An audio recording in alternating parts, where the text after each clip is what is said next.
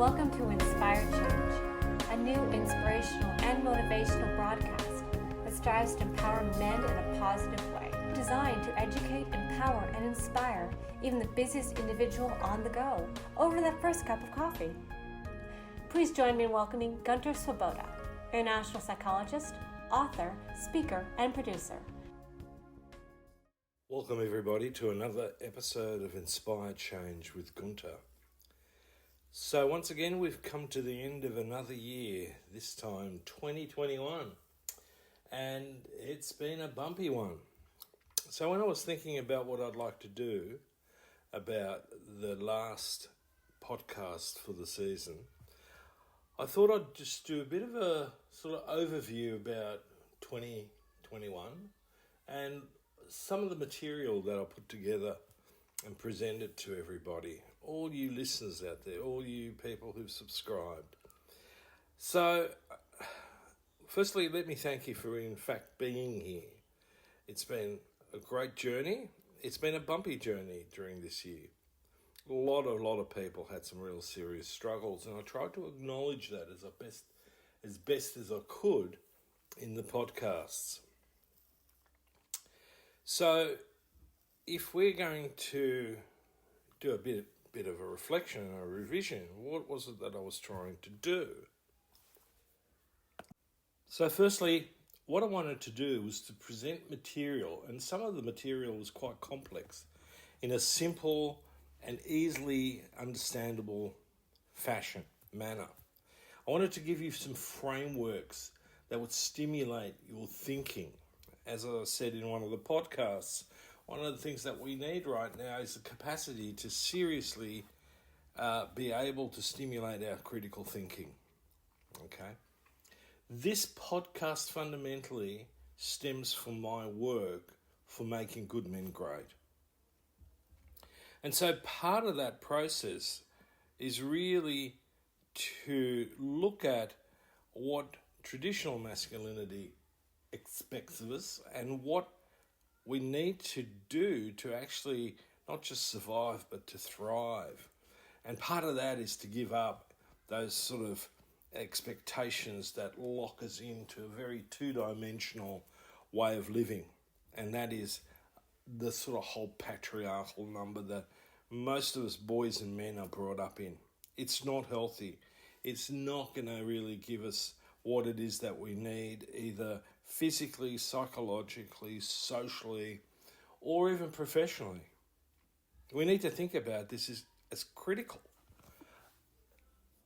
COVID-19 in some ways has in fact been a bit of a eye-opener for most of us.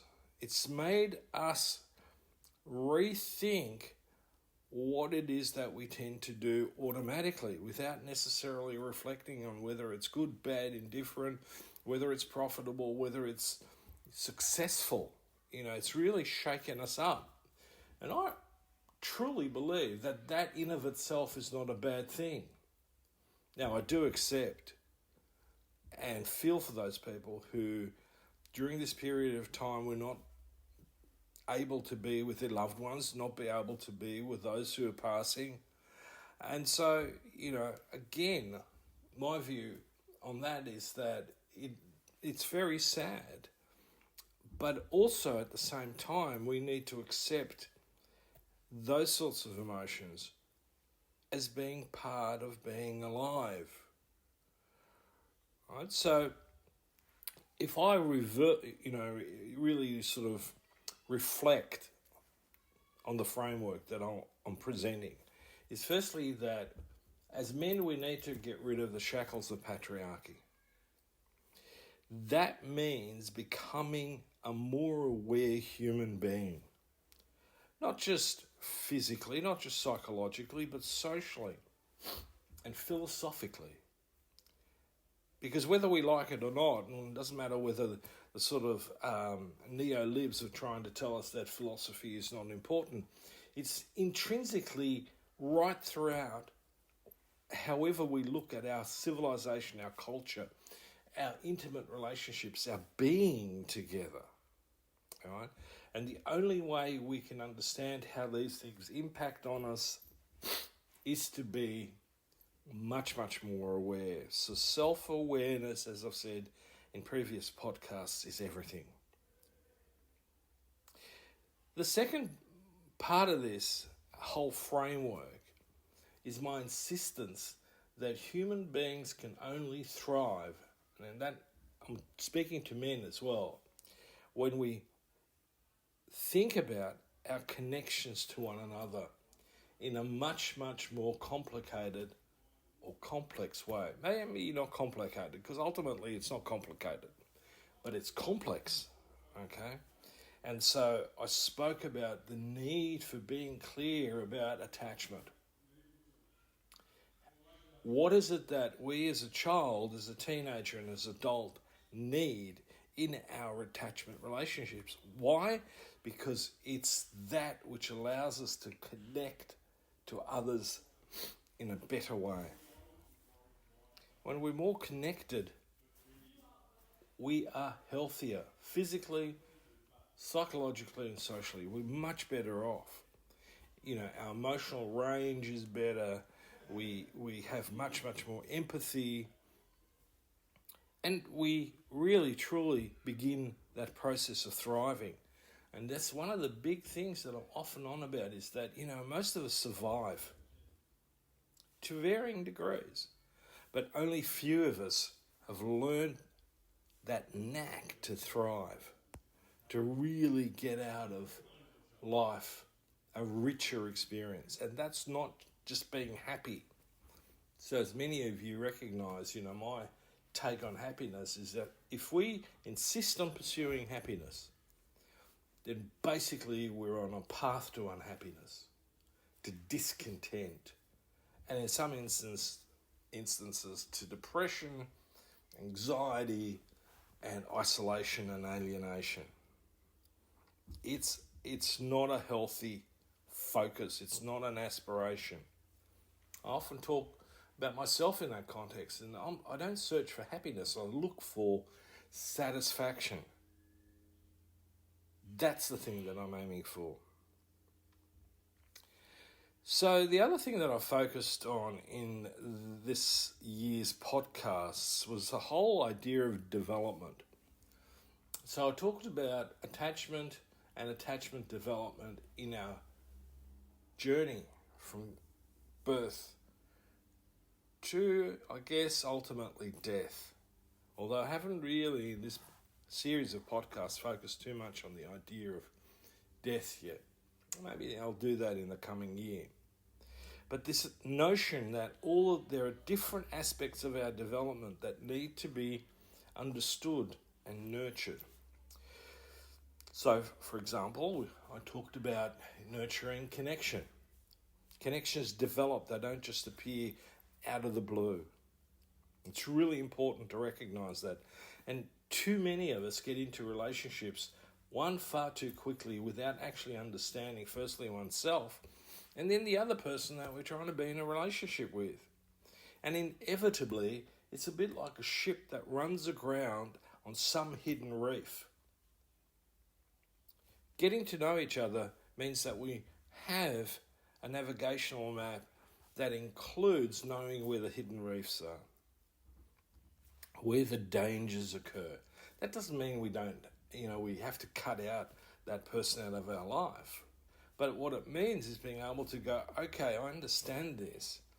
And how do you and I work together to iron out or to bypass the hidden reefs, the dangers that might present themselves in our relationship?